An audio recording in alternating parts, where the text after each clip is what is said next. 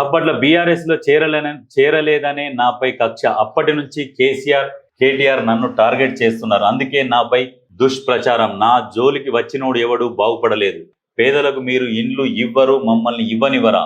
పంచాయతీరాజ్ శాఖ మంత్రి సీతక్క నిజంగా ఈ మాట మాత్రం వాస్తవమే. ఎందుకంటే చాలా ప్రెజర్ చేసిరు అప్పట్లో ఆమె మీద. మామూలుగా ప్రెజర్ కాదు. ఆమెనే కాంగ్రెస్ లా ఒక కరెక్ట్ పర్సన్, ప్రజలల్లో ఎక్కువ తిరుగుతున్న వ్యక్తిలాగా అప్పుడున్న బీఆర్ఎస్ కి అట్లా కనపడి ఏం చేసిరంటే ఏ రకంగానన్నా ఈమెను ఓడియాలని చెప్పేసి ఈమెకు అభ్యర్థిని కూడా అక్కడ ట్రైబల్లో ఉన్నామనే తీసుకొని వచ్చి పోటీగా నిలబెట్టి విపరీతంగా ఖర్చు చేసిరు.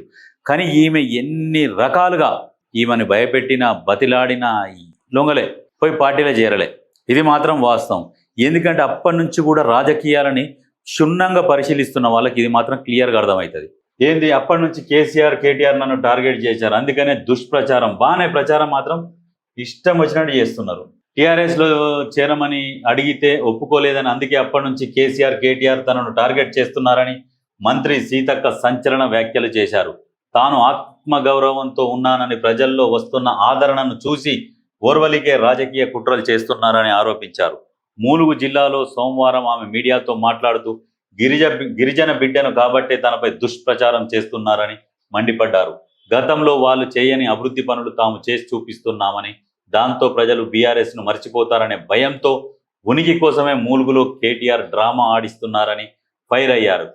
కేటీఆర్ మొదటి నుంచి తనపై కక్ష కట్టారని, ఓడిస్తామని ఛాలెంజ్ చేసి చివరకు వాళ్లే ఓడిపోయారని పేర్కొన్నారు. కానీ తాను ఎవరి జోలికి పోనని, తన జోలికి వచ్చినోడు ఎవడూ బాగుపడలేదని హెచ్చరించారు. దమ్ముంటే నిరూపించాలి. ఎన్నికల ముందు ప్రజలతోనే ఉన్నాను, ఇప్పుడు కూడా ప్రజలతోనే ఉంటున్నాను, వారంలో 3 రోజులు ప్రజలకు అందుబాటులో ఉంటున్నానని సీతక్క చెప్పారు. వాస్తవమే కదా. సీతక్క మంత్రి అయినాక కూడా ములుగు జిల్లాల ఎప్పుడు ప్రజలతోనైతే వారంలో 3 రోజులు కలుస్తున్నది.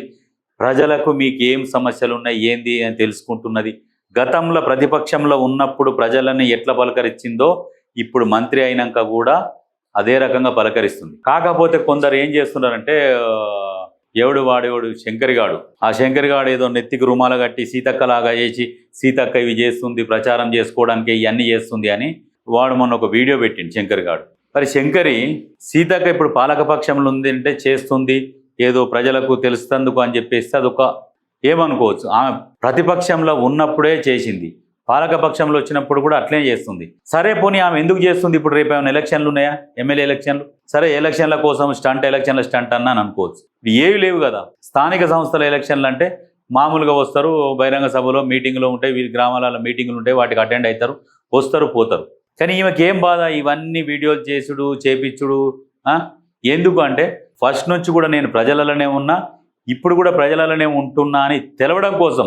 అంతే తప్పితే కొంతమంది ఏం చేశారంటే మరి అప్పుడు వీడియోలు చేపించారు ప్రజలలో తిరిగినట్టు, మరి ఇప్పుడు ఎందుకు వీడియోలు వస్తలేవు, ఇప్పుడు మంత్రి అయినాక ప్రజలకు పోతలేదు అని అంటారా?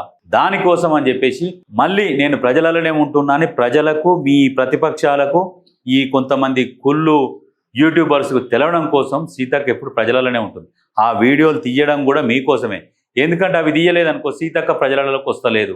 గతంలో నిత్యం ప్రజలలో ఉండే సీతక్క ఇప్పుడు కనబడతలేదు. మంత్రి అయ్యేసరికి ఇంకా ఆమెకు అహం పెరిగిపోయింది, ప్రజలను చిన్న చూపు చూస్తుందని మళ్ళీ మీరే అంటారు. అందుకోసమే ఆమె వీడియోలు చేపిస్తున్నది. నేను ప్రజలలోనే ఉన్నా అని మీకు తెలియజెప్తందుకే ఆమె చేస్తున్నది. కాకపోతే ఇప్పుడేమి ఎలక్షన్లు లేవు, మళ్ళీ ఆమె పోటీ చేసి గెలిచేది కూడా ఏం లేదు. అదొకసారి ఆలోచించుకోర్రి. అర్థమైందా? బీఆర్ఎస్ చిల్లర రాజకీయాలు చేస్తుందన్న విషయము అందరికీ తెలుసు. కాబట్టి ప్రజలు మీరు కూడా ఆలోచించాలి. సీతక్క చేస్తున్నది ఎందుకు చేస్తున్నది అంటే ఆమె నేను ప్రజలలోనే ఉన్నా, ఇప్పుడు నేను వీడియోలు కనుక ఆమె రాలేదనుకో సీతక్క మంత్రి అయ్యేసరికి ప్రజల్ని మర్చిపోయింది అని వేస్తారు తమ్నేళ్ళు. అందుకోసమే ఆమె చేసేది. ఆమె ఎప్పుడు ప్రజలలోనే ఉంటుంది. ప్రతిపక్షంలో ఉన్నప్పుడు అట్లనే ఉన్నది, ఇప్పుడు అధికారంలో ఉన్నాక మంత్రి అయినాక కూడా అదే ప్రజల దగ్గరికి పోతుంది, అదే రకమైన మాట గంతే.